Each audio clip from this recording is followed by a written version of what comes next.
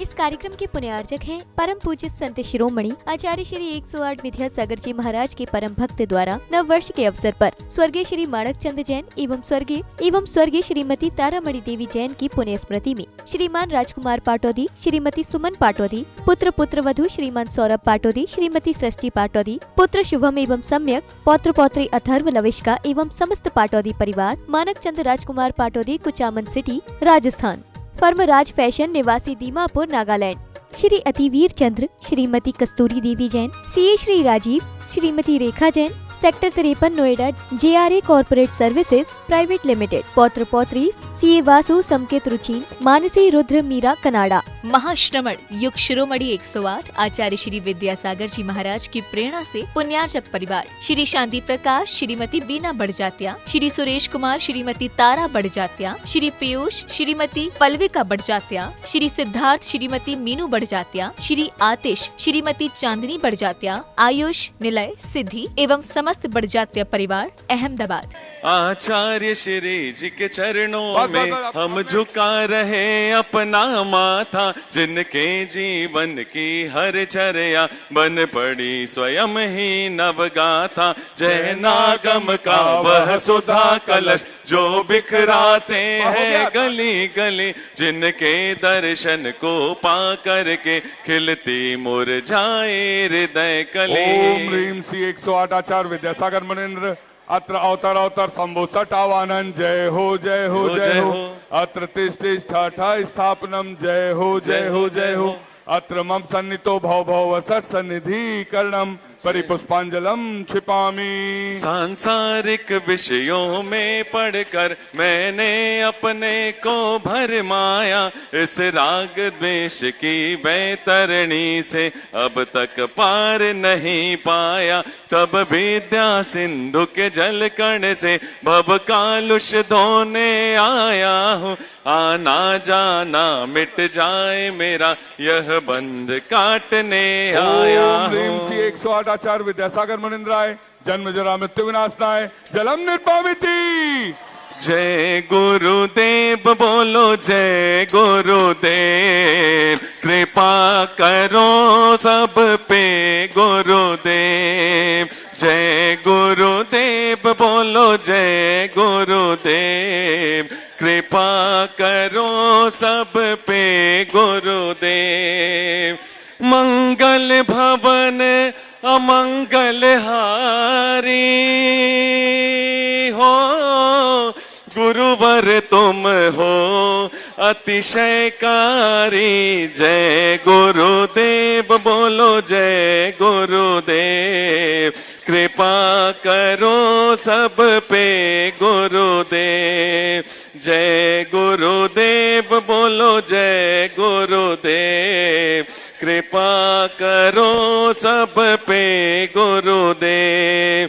क्रोध अनल में जल जल कर अपना सर्वस्व लुटाया है, शांत स्वरूप न जान सका जीवन भर इसे भुलाया है। चंदन सम शीतलता पाने अब शरण आपकी आया हूँ, संसार ताप मिट जाए मेरा चंदन वंदन को। ओम ह्रीं श्री 108 आचार्य विद्यासागर मुनीन्द्राय संसार ताप विनाशनाय चंदनम निर्पामिति। जड़ को ना मैंने जड़ समझा, नहीं अक्षय निधि को पहचाना। वे तो केवल सपने थे भ्रम और जगत का भटकाना। अक्षत है अक्षय पद मुझको मिल जावे, तब ज्ञान अरुण की किरणों से यह हृदय कमल भी खिल जावे। ओम ह्रीं श्री 108 आचार्य विद्यासागर मुनीन्द्राय अक्षय प्राप्त है अक्षतान निर्पामिति। इस शुद्धा रोग की व्यथा कथा भव भव में कहता आया हूँ, अति भक्ष अभक्ष भके फिर भी मन तृप्त नहीं कर पाया हूँ। नए वैद्य समर्पित करके मैं तृष्णा की भूख मिटाऊंगा, अब और अधिक ना भटक सकूं यह अंतर बोध जगाऊंगा। ओम ह्रीं श्री 108 आचार्य विद्यासागर मुनीन्द्राय कामवाण विध्वंसनाय पुष्पम निर्पामिति। ज्ञान सिंधु के कुल के दीपक हो, जिन शासन को करते रोशन। जय गुरुदेव बोलो जय गुरुदेव, कृपा करो सब पे गुरुदेव।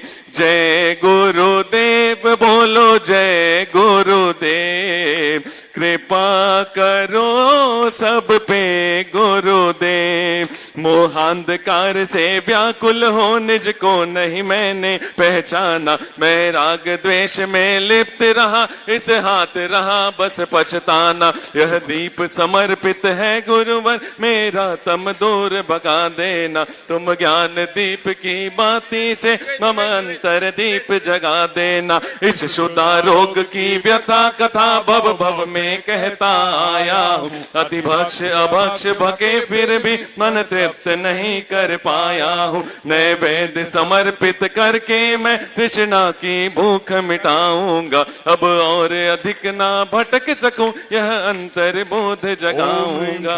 आचार्य विद्यासागर मुनिंद्राय क्षुधा रोग विनाशनाय नैवेद्यम निर्भाविति। मोहांधकार से व्याकुल हो निज को नहीं मैंने पहचाना। मैं राग द्वेष में लिप्त रहा, इस हाथ रहा बस पछताना। यह दीप समर्पित है गुरुवर, मेरा तम दूर भगा देना। तुम ज्ञान दीप की बाती से मम अंतर दीप जला देना। 108 आचार्य विद्यासागर मुनिंद्राय महामोहांधकार विनाशनाय दीपम निर्भाविति।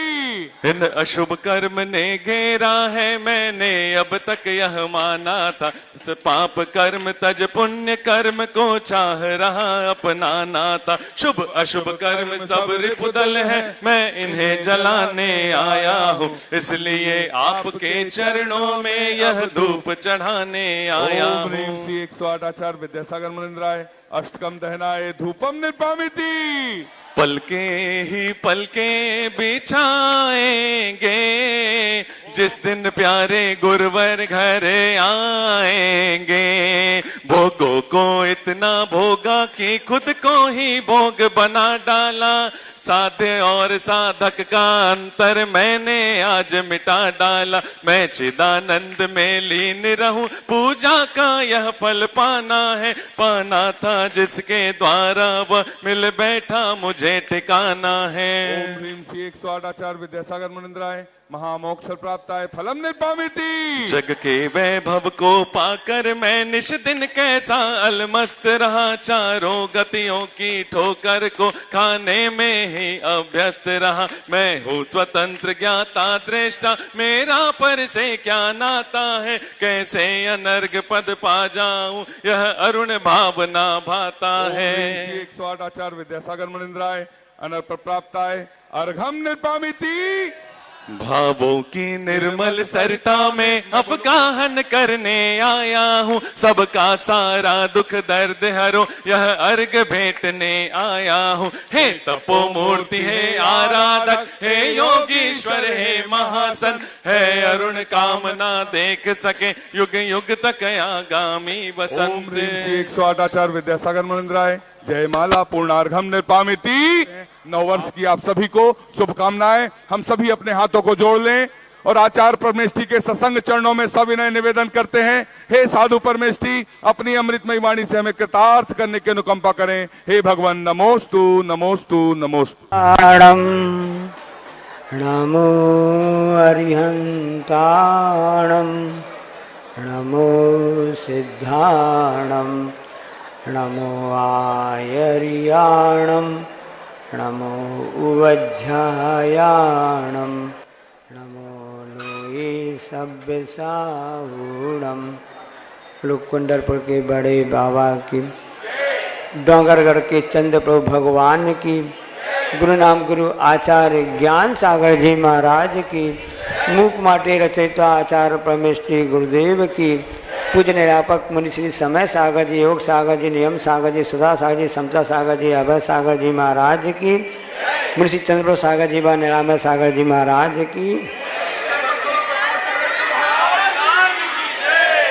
आप सभी लोग प्रतिदिन पूजन में समुच्चय पूजन करते हैं, उसमें क्या बोलते हैं? अष्टम वसुधा पाने को कर ए में 8 तो अष्टम वसुधा यानी पृथ्वी धरती होती है, तो पृथ्वी अष्टम यानी 8वें नंबर की पृथ्वी। तो अष्टम पृथ्वी कौन सी कहलाती है? मोक्ष कहलाती है, जिसको जहाँ पर सिद्ध शिला है। हे भगवान, मैं आपके श्री चरणों में अर्घ्य चढ़ाता हूँ। किस लिए चढ़ाता हूँ? कि मुझको अष्टम वसुधा प्राप्त हो जाए, मेरा मतलब मोक्ष हो जावे। और आज 1 जनवरी है, उसका सन कौन सा है? 2024। इसका योग कितना होता है? 2 2 4 और 4 8। तो ऐसी प्रार्थना करो भगवान कि आज का जो दिन है, जो प्रारंभ हो रहा है जनपद सत्य अनुसार, हम सभी तो भगवान महावीर के अनुयायी हैं। अपना तो नया संवत तो बीज निर्माण संवत से चालू होता है, जो कि आज के संवत से 527 वर्ष पुराना है। सबसे प्राचीन विश्व में कोई संवत है तो बीज निर्माण संवत है। तब भी जनपद सत्य अनुसार आप लोग यहाँ पर गुरु चरणों में आए हैं, क्षेत्र में दर्शन करने के लिए आए हैं। और कौन सा यह क्षेत्र है? अष्टम तीर्थेश संचालन करते हैं। क्या बोलते हैं? अष्टम तीर्थेश 8वें नंबर के चंद्रपुर भगवान हैं। और हमारे बाजू में जो दीक्षित मोनी महाराज जी बैठे, तपस्वी महाराज जी, उनका भी नंबर कौन सा है? तो हम भगवान हमको ऐसी 8वीं पृथ्वी प्राप्त हो जाए। हमारा जो पुरुषार्थ चल रहा है इसीलिए चल रहा है। इसलिए आज के दिन हमेशा ध्यान रखो कि अपनी हर सुबह को अपनी सांसों में रखो। अपनी हर सुबह को अपनी सांसों में रखो और हर शाम को अपनी बाहों में रखो। अपनी हर शाम को अपनी बाहों में रखो। सफलता तुम्हें हमेशा अवश्य मिलेगी। बस अपनी मंजिल को अपनी निगाहों में रखो। मंजिल को अपनी निगाहों में रखो। हम गुरु से प्रार्थना तो कहते हैं अपनी निगाह में रखना। तो हमारी मंजिल कौन सी है? हमारी मंजिल मोक्ष है। हमारी मंजिल प्रभु की भक्ति आराधना है। हमारी भक्ति जनवाणी का स्मरण है। और हमारी मंजिल प्रभु गुरु की उपासना है। ये हमारी मंजिल है। हम इस मंजिल को अपनी निगाहों में रखेंगे तो अवश्य गुरु की निगाह में हम हमेशा बने रहेंगे। इसलिए अष्टम वसुधा को पाने के लिए सबसे पहली बात रहती कर्म की निजरा आवश्यक है। कर्म की निजरा, कर्म का बंध तो होता रहता है, निजरा भी उसकी आवश्यक है। तो बंध कैसे होता है, बंध की प्रक्रिया कैसी होती है, ये बात हमारी समझ में आ जाएगी तो हमारा बस निजरा के माध्यम हमको साधन मिल जाएंगे जो हमको अष्टम वसुधा की ओर ले जाने में सहायक होंगे। एक मैदान है, उस मैदान में धूल भरा हुआ मैदान है। उस मैदान में 4 खंबे गड़े हुए, बांस के 4 बांस खड़े उसमें गड़े हुए हैं और उनकी विशेषताएं अलग अलग प्रकार की हैं। एक बांस में पानी से उसमें पानी गीला है, पानी से गीला है, और दूसरा बांस में सामान से उसमें तेल लगा हुआ है, ऐसा तेल लगा हुआ है। और तीसरा जो बांस है उसमें गोंद जो है ना, गोंद गाज जिसको बोलते हैं, गम, उसमें वह लगी हुई है। और चौथा बांस है जिसमें कि डामर लगा हुआ है, डामर से वह पुता हुआ है। अब पूरा मैदान कैसा है, धूल से भरा हुआ है। अब उसमें जब हवा चलती है, योग की हवा चलती है, तो योग के कारण से कर्मों का आश्रय होता है और धूल उड़ना प्रारंभ हो जाती है। अब देखिए 4 बांस गड़े हैं, चारों की अलग अलग विशेषताएं हैं, 4 में अलग अलग प्रकार की उसमें लेप लगा हुआ है। अब धूल उड़ेगी, धूल उड़ी तो पहला जो बांस था जिसमें पानी से गीला था उसमें जाकर धूल चिपक गई। दूसरे बांस जिसमें तेल लगा हुआ था उसमें भी वह धूल उड़कर जाकर के उसमें चिपक गई। दिमाग में बात चिपक रही नहीं चिपक रही आपके? अब तीसरी में क्या हुआ, धूल उड़ी और उसमें जिसमें कि क्या लगा हुआ था, गोंद, उसमें भी धूल जाकर के चिपक गई। और चौथे में डामर लगा हुआ था उसमें भी जाकर के धूल चिपक गई। धूल तो चिपकेगी क्योंकि योग हुआ है, हवा चली है, सामने यहाँ पर पूरे स्थान जो है धूल भरा है, तो हम कर्मों के धूल में बैठे हुए हैं, तो धूल हमेशा यहाँ से चिपक रही है। अब विचार करना, दिमाग लगाना, जो हम आपको बताना चाहते हैं। जो जिस बांस में पानी लगा हुआ था उसमें धूल चिपक गई है, हम थोड़ा सा प्रयास करेंगे, उसको सफाई करेंगे, कपड़े से रगड़ेंगे, तो वह धूल आराम से निकल जाएगी। हल्की सी मेहनत करने से वह धूल निकल जाएगी। अब दूसरे नंबर का बांस है जिसमें कि धूल लगी हुई है, उसके पैर उसमें क्या लगा था? तेल लगा हुआ था। इसमें पहले बांस की अपेक्षा से दूसरे बांस में धूल ज्यादा मात्रा में आई। अब उसको सफाई करना है, साफ करना, तो उसके लिए थोड़ा ज्यादा मेहनत करना पड़ेगी। नया साल आया है, आज पहली जनवरी है, ये हम आपको बताना चाहते हैं।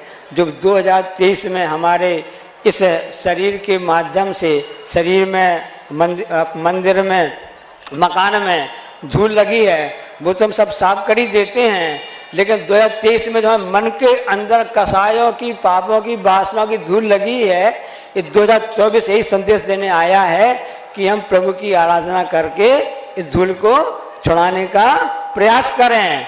अब तीसरा बांस का नंबर आता है, उसमें क्या लगा हुआ है? गोंद लगी हुई है।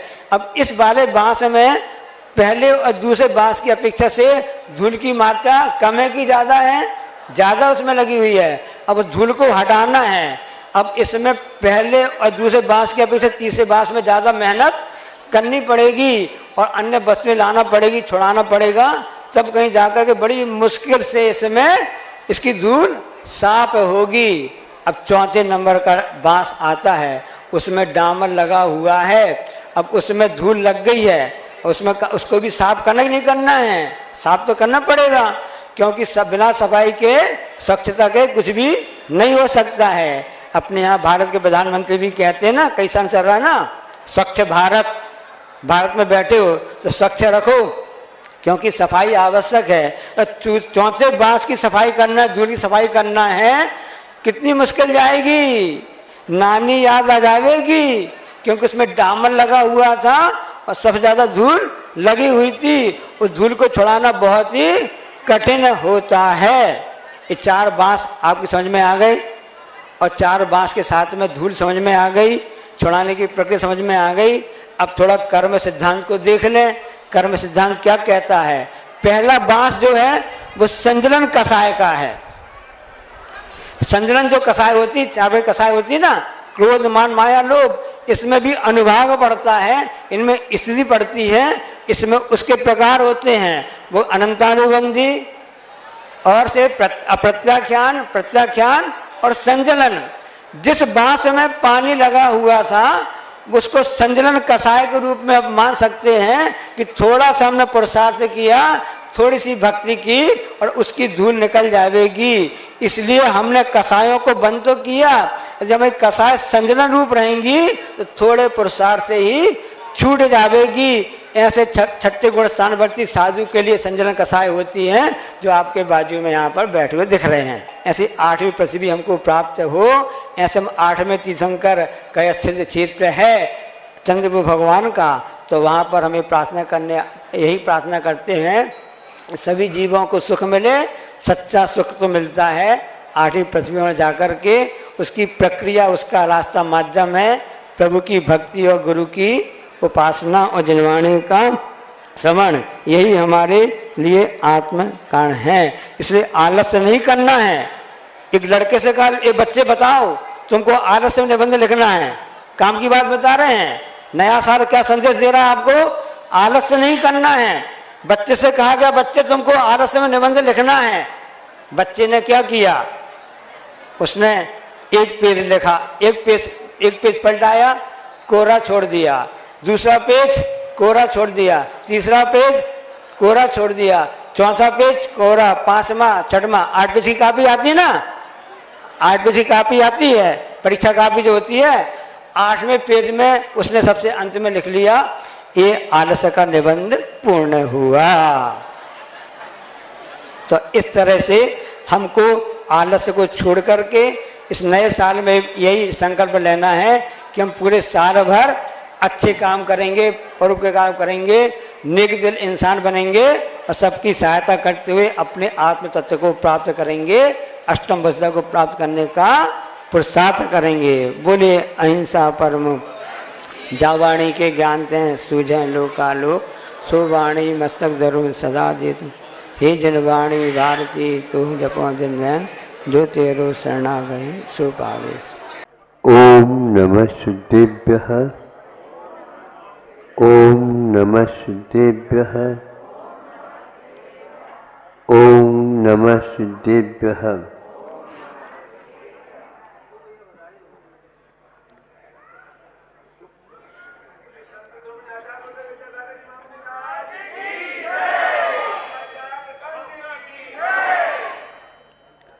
तीर्थंकर जितने भी होते हैं वो सारे अपढ़ होते हैं। आप लोग पढ़े लिखे हो और तीर्थंकर अपढ़ होते,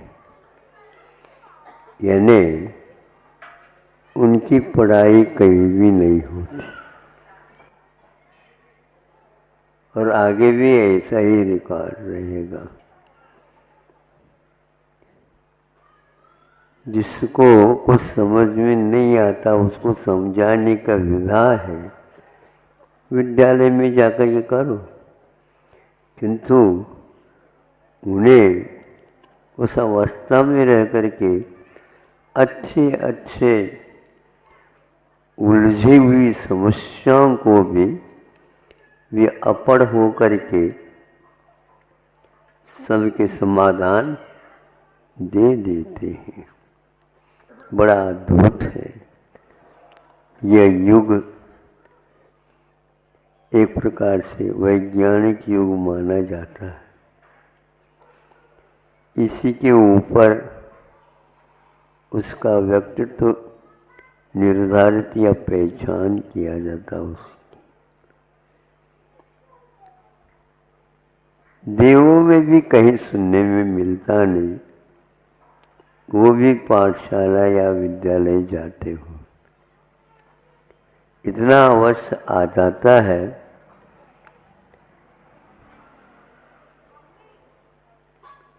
वो गुरु कहलाते हैं। वो स्वर्ग में बृहस्पति ये वार के ऊपर गुरु कहलाते हैं, लेकिन कहीं विद्यालय की स्थापना उन्होंने वहाँ पर नहीं की। इतना अवश्य है उनका विशेष क्षोभम होता होगा, इसलिए उनको बृहस्पति कह करके पुकारते हैं। और कहीं कहीं पर कवि लोग काव्यों में बृहस्पति का नाम याद करते हैं, जहाँ पर उनके लिए भी हे भगवान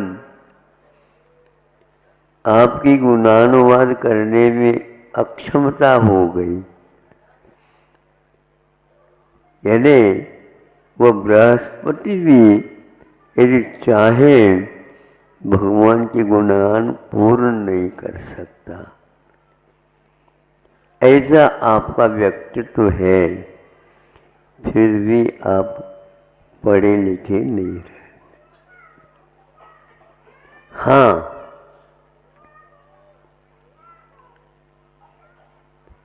समझ में नहीं आता ऐसे नहीं, समझते नहीं, इसीलिए विद्यालय खोल करके उनको समझाया जाता है। और समझाने के उपरांत भी जिसको समझ में नहीं आती है तो हम तुम जैसे में उनका समावेश हो जाता है। आप अपने आप को पढ़े लिखे मत समझो। एक हाइकू बहुत दिन पहले लिखा था, उसमें से कुछ इसमें हम तथ्य समझ सकते हैं। किसी वेग में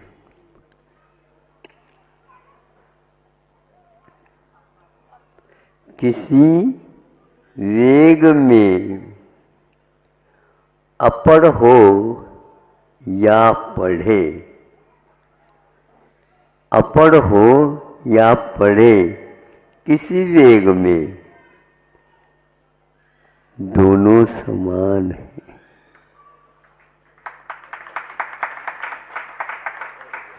अपढ़ को भी उसी श्रेणी में हम रख सकते हैं। पढ़े लिखे कुछ भी हो, माता पिताओं की कोई बात सुनते नहीं है, क्योंकि वह वेग में है।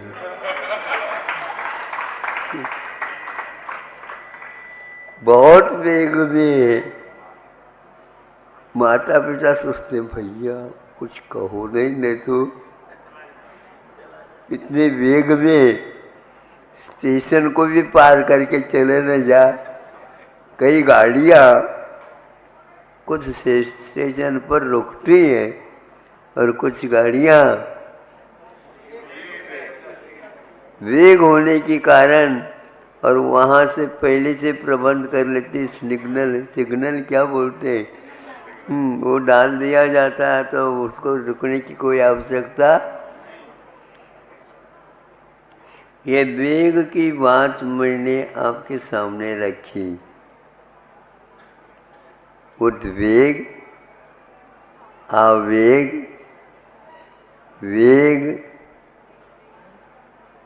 अब आ जाता है इससे विपरीत, वह अपढ़ है और जिसके पास संवेग है, जिसके पास निर्वेग है, और वह उस संवेग के माध्यम से, निर्वेग के माध्यम से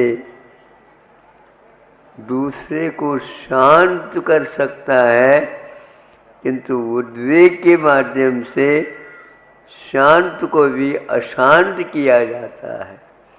आप कौन सा कार्य कर रहे हो बताओ। ध्यान रखो, ज़्यादा करोगे हमारा माथा तप जाएगा।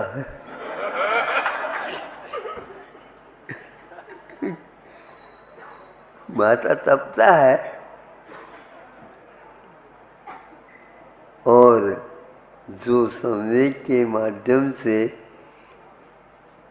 तपने के बाद भी उसको बहुत जल्दी शांत करने की क्षमता, बड़ी बड़ी सभा को भी एक व्यक्ति संवेग वाला शांत बिठा सकता है। जहाँ पर समूह शरण में सिंह भी बैठा है, गैया भी बैठी है। गैया की ओर सिंह देख करके खाने का भाव नहीं करता है, तो गाय भी देखती है सिंह को और दोनों हम समान हैं, समान हैं। एक राजा और एक राजा की प्रजा दोनों एक हो जाते हैं, उसका नाम समूह शरण है।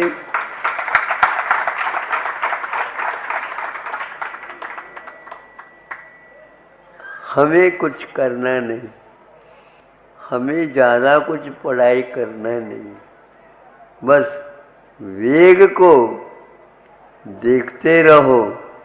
ड्राइविंग करने वाला चालक गाड़ी को चलाता है, स्वयं तो बैठा है, चला कहाँ रहा है, बिल्कुल गाड़ी चल नहीं रही है, भाग रही है, लेकिन इसके हाथ में संवेग आवेग का अभाव होने के कारण सारे के सारे हजारों यात्री विश्वास के साथ बैठी है।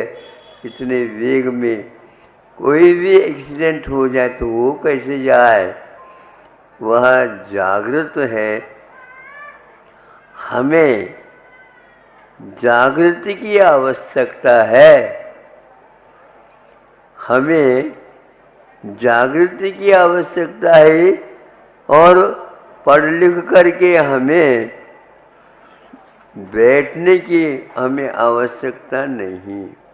हमें तो शांत होने की आवश्यकता है। इसलिए जगत काय स्वभाव व संवेग वैराग्यार्थम, तो वह ज्ञान हमारे पास है, स्वभाव के रूप में है, किंतु उसमें नई वैराग्य फूट रहा है।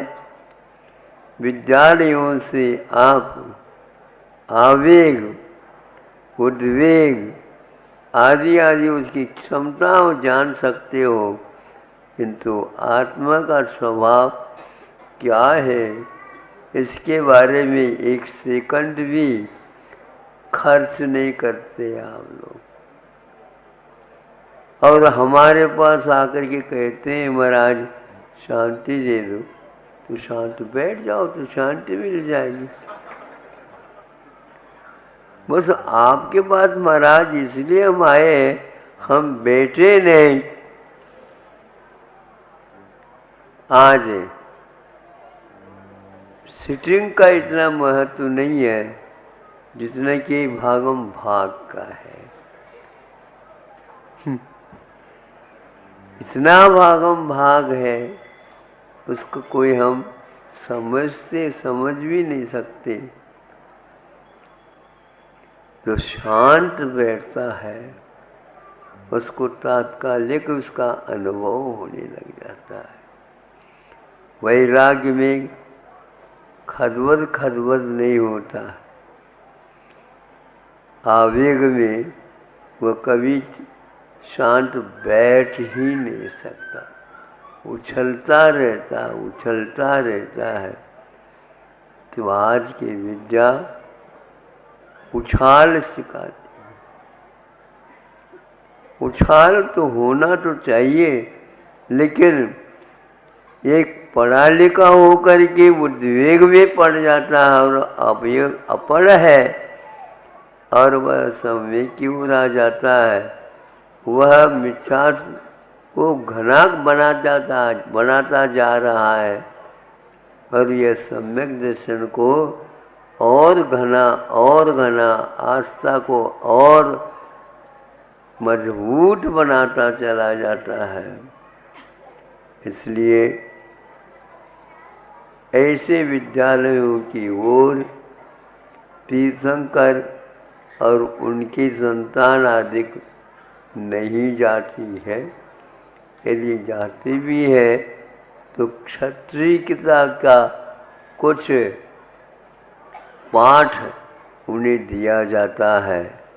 यही एकमात्र जो व्यक्ति अशांत होकर के दुशांत को भी अशांत बना रहा है, उसके लिए क्षत्रियता काम करती है।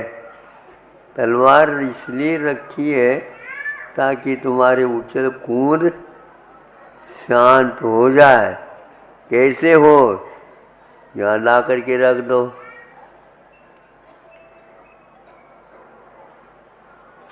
आज छुप छुप करके छापा डाला जाता। बताइए छापा क्या मानो?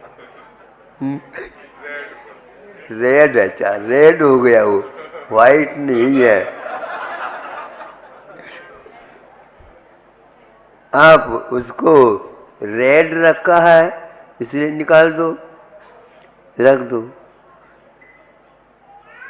और पहले क्या करते थे? पहले से ही नियम दिलवा देते थे।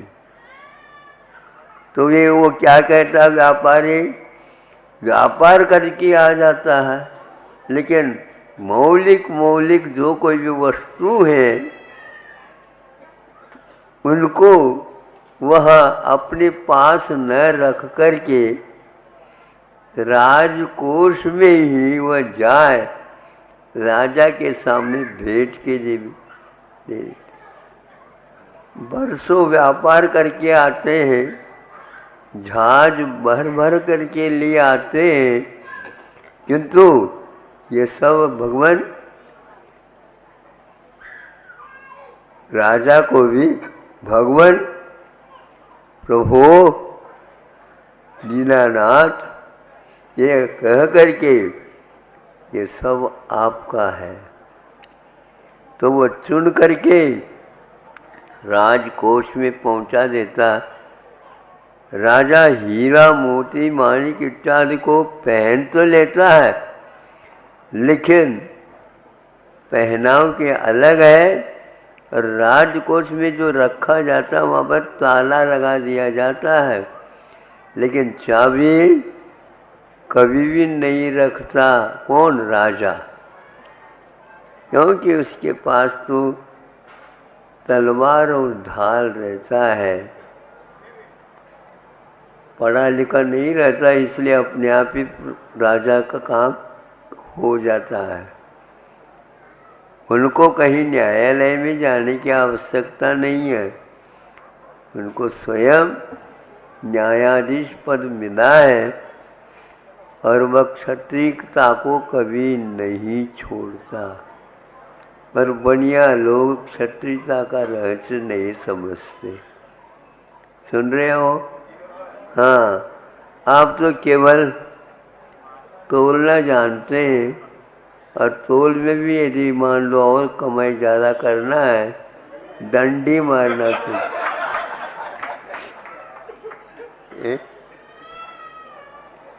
मतलब आप किसी को मारते नहीं, और ऐसे मार देते हैं डंडी मारने के उपरांत, फिर आप क्या करें? इसलिए सम्यक दर्शन की प्राप्ति के लिए बार बार मैं कहता हूँ, सम्यक निर्वेग की आवश्यकता है, वेग को कम करने की आवश्यकता है, और शांत बैठने से ही विशुद्धि लब्धि प्राप्त हो जाती है, और विशुद्धि लब्धि के बिना सम्यक दर्शन की भूमिका बनती नहीं है। इसलिए चुप बैठो। चुप बैठो क्यों? चुप बैठने से ही ज्ञात होता है कि कौन किसका कर्ता, कौन किसका अधिकारी स्वामी, और कौन किसका भोक्ता। बच्चों को बच्चे भोजन करें वो जल्दी जल्दी न करें, इस प्रकार की बेटा धीरे धीरे खाओ ताकि पच जाए। हाँ, दांतों का काम यदि आंतों को दोगे तो दांत बहुत जल्दी गिर जाएंगे, और आंत के ऊपर ज़्यादा जोर पड़ेगा। इसलिए जो कमज़ोर व्यक्ति है उसके ऊपर ज़्यादा बर्डन भार दोगे तो कोई भी उसका आभार नहीं मान सकेगा। ये गलत बात हो रही। तो इसलिए पढ़ा लिखा भी यदि आवेग में आ रहा है उससे आप बचो। ये आर्यों के साथ संगति रखने के लिए हमें उपदेश दिया गया है। आर्य के साथ संगति रखो, आवेग वालों के साथ संगति नहीं रखो, क्योंकि उससे आपका भला कुछ भी नहीं होने वाला है। संगति अच्छी बनाए रखो। इसीलिए कहा तो वह पढ़ाई जो हो रही है और कोई संगति उसमें मिलती ही नहीं। सब विसंगतियाँ, पिताजी माँ आदि शांत है और आज युवा शक्ति अशांत है। इतनी अशांत है, इसको हम कह नहीं सकते। तो स्वर्गों में भी हमेशा विशुद्धि ऊपर ऊपर बनी हुई रहती है, इसलिए उनको पाठशाला की कोई आवश्यकता नहीं होती है। और जो पढ़े लिखे होकर के इधर उधर के बातें करने वाले, उनके कारण अशांति फैल जाती है। इसके लिए रखा है, जो वृत्ति बना है वह वृत्ति बनने के उपरांत शांति के साथ रहे तो उसका चारित्र ज्यों का त्यों बनाए रह सकता है।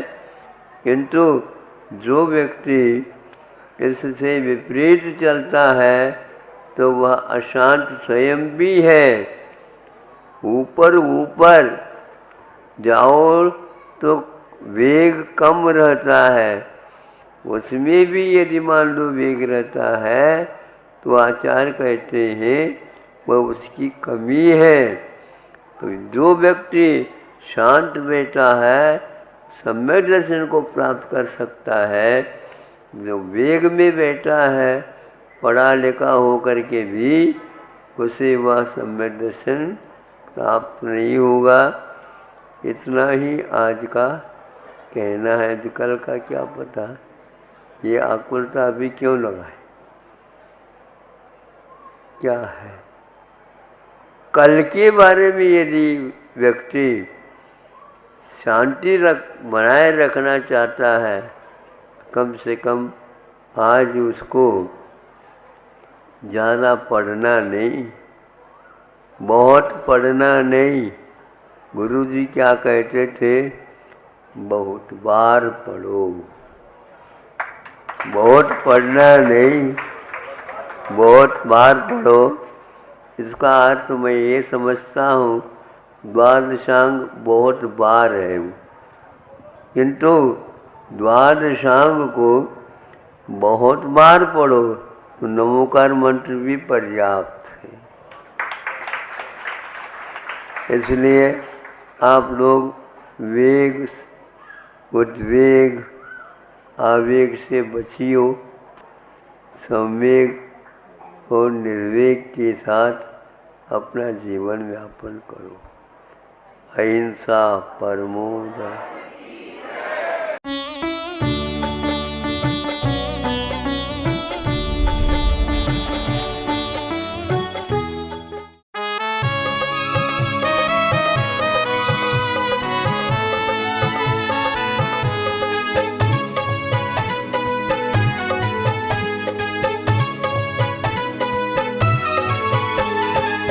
भाग्यवान के घर ही गुरुवर पड़गाहन पे आते हैं। विधि सम्मत आहार करा के पुण्य उदय हो जाते हैं, पुण्य उदय हो जाते हैं।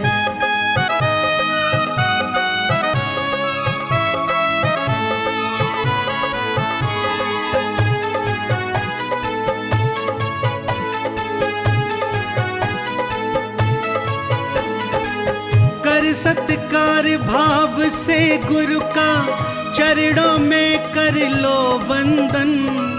नित्य अपने माथे पे सजा लो, चरणों की रज है चंदन, चरणों की रज है चंदन। भव से तर जाते हैं प्राणी, दर्श जो इनका पाते हैं। विधि सम्मत आहार करा के पुण्य उदय हो जाते हैं, पुण्य उदय हो जाते हैं।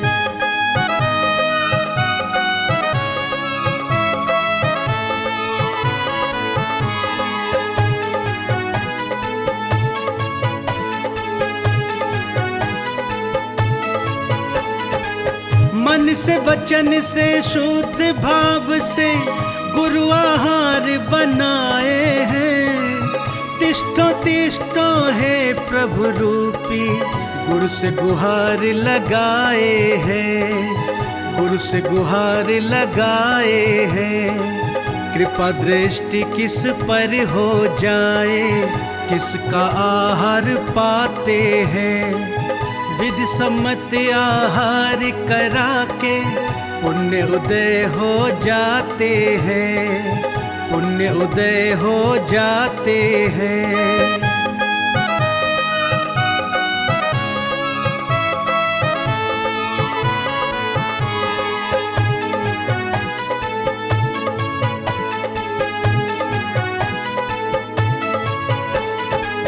जिन शासन के दिव्य दिवाकर एक किरण हम पर कर दो, ग्रहण करो आहार हमारा, जीवन खुशियों से भर दो, जीवन खुशियों से भर दो। शीश झुकाए सोच रहे सब, किसका भाग्य जगाते हैं। विधि सम्मत आहार करा के पुण्य उदय हो जाते हैं, पुण्य उदय हो जाते हैं। भाग्यवान के घर ही गुरुवर पड़गाहन पे आते हैं। विधि सम्मत आहार करा के पुण्य उदय हो जाते हैं, पुण्य उदय हो जाते हैं।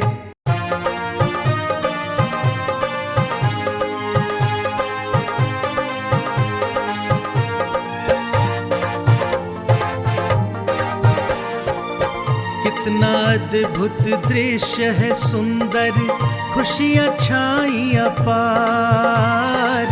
कितना अद्भुत दृश्य है सुंदर, खुशियाँ छाई अपार। गुरुवर अपने प्रिय भक्तों से करें ग्रहण आहार। गुरुवर अपने प्रिय भक्तों से करें ग्रहण आहार, करें ग्रहण आहार।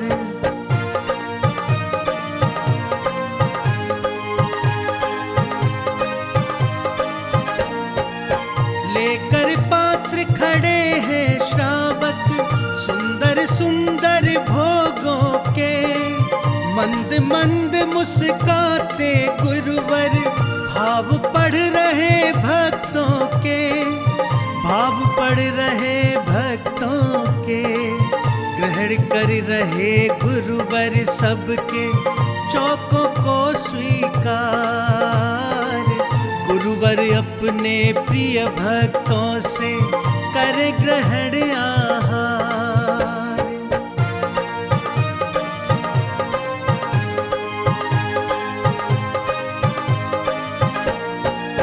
पावन जल है कोई पिलाता, कोई फल है खिलवाता। जिस पर करते नजर गुरुजी, पात्र वो आगे ले आता, पात्र वो आगे ले आता। शुद्ध सात्विक चुन चुन करते गुरुवर है आहार। गुरुवर अपने प्रिय भक्तों से करे ग्रहण आहार।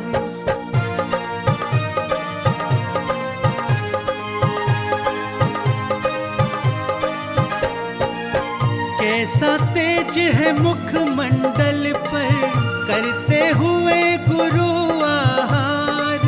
दिव्य दिगंबर रूप में गुरुवर अरिहंतों से लगे साकार, अरिहंतों से लगे साकार।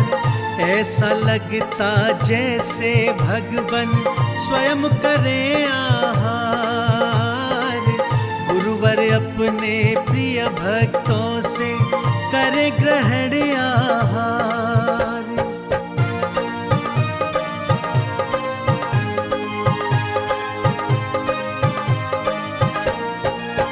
याचक मुद्रा खड़े हैं श्रावक, ग्रहण गुरु आहार करे।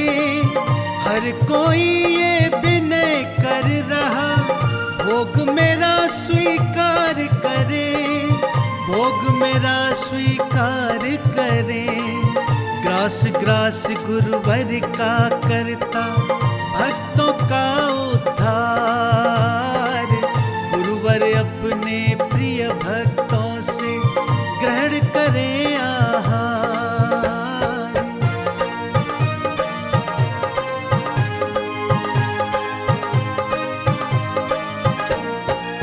वर्षों से हम सोच रहे थे गुरुवर कब घर आएंगे, हम दीनों की सुनेंगे कब वो दर्श दिखाएंगे, कब वो दर्श दिखाएंगे।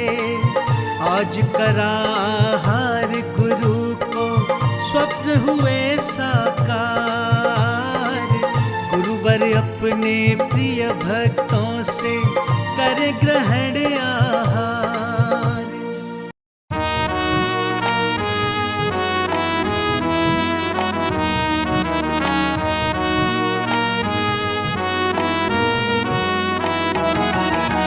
पूजन कर लो वंदन कर लो सब सत्कार।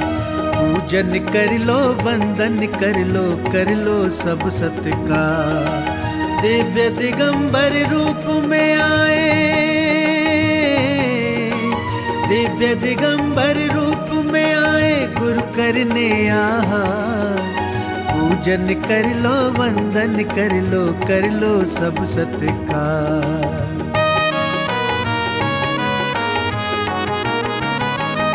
गुरुवर आपके पावन रूप में झलक दिखे अरिहंतों की। नस नस शील सुगंध बसी है, महक अनंत बसंतों की, महक अनंत बसंतों की।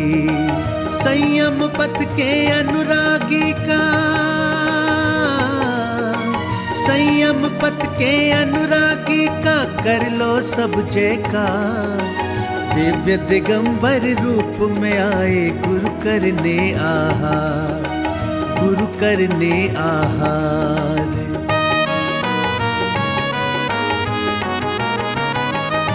हाथ कमंडल पेक्षी शोभित, मन में लिया है नियम सवार।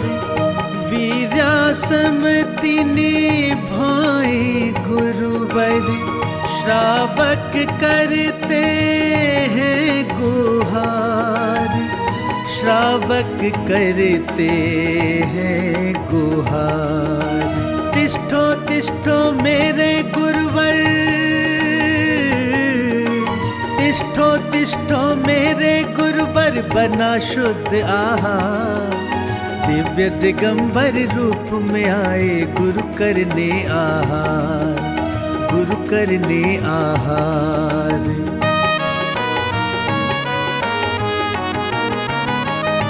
पड़गाहन पर आए गुरुवर, मन में करके संयम धार।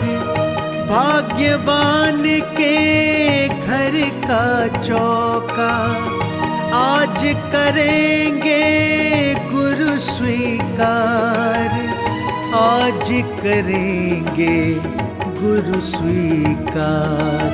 गुरुवर आए द्वार हमारे,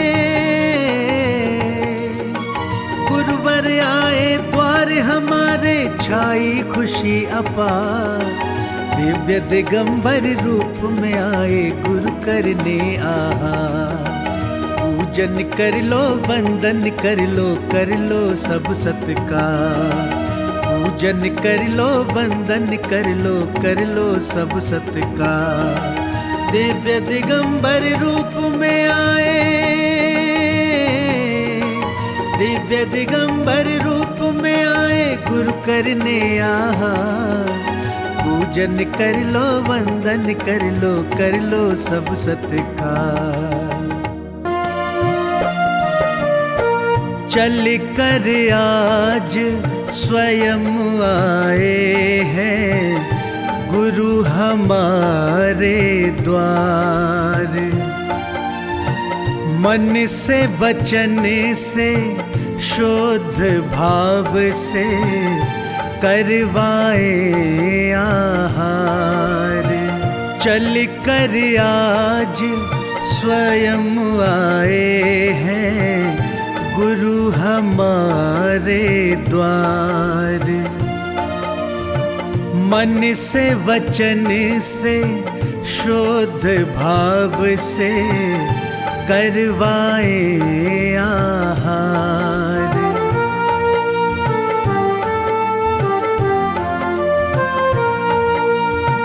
पड़गाहन पर आए गुरुवर, प्रासुक जल से चरण पखारो। शुद्ध भाव से करो वंदना, नवदा भक्ति दिल में धारो, दिल में धारो। कोटि कोटि है नमन हमारा, करो गुरु स्वीकार। मन से वचन से शुद्ध भाव से करवाए आहार।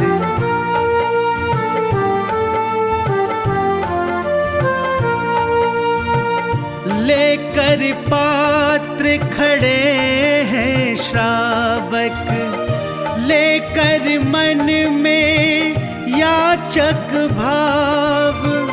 कर लो ग्रहण हमारा चौका, मन में करते हैं सब जाप, करते जाप।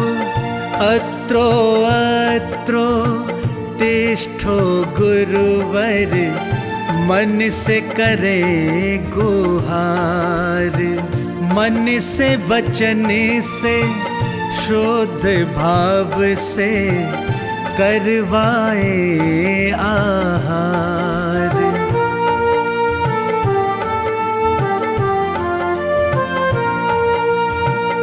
दिव्य दिगंबर रूप में आए लेने को।